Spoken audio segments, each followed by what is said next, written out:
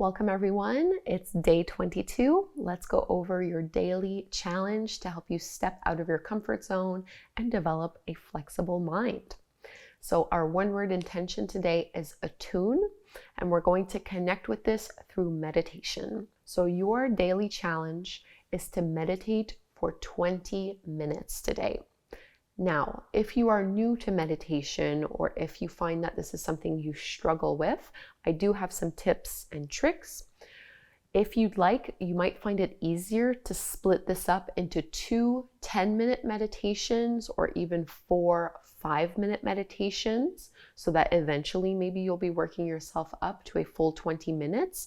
But I understand that if you're new to this, shorter tends to be a lot easier, but try to get a full 20 minutes throughout your day. Another tip that can make this a lot easier is to follow a guided meditation. You can go on YouTube, on Soundcloud, anywhere on the internet and just type 20-minute guided meditation and do any of the ones that come up. Pretty sure there's a bunch on Spotify as well.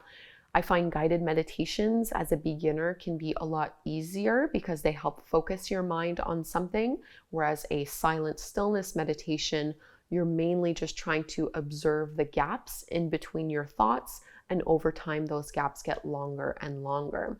But the idea that when we meditate we're not thinking at all, that is a total myth, okay? Don't worry about that. A lot of people say, oh, I tried meditating but I failed at it, I couldn't stop thinking. It's still meditation. We're trying to observe the gaps between the thoughts and create space through them over time.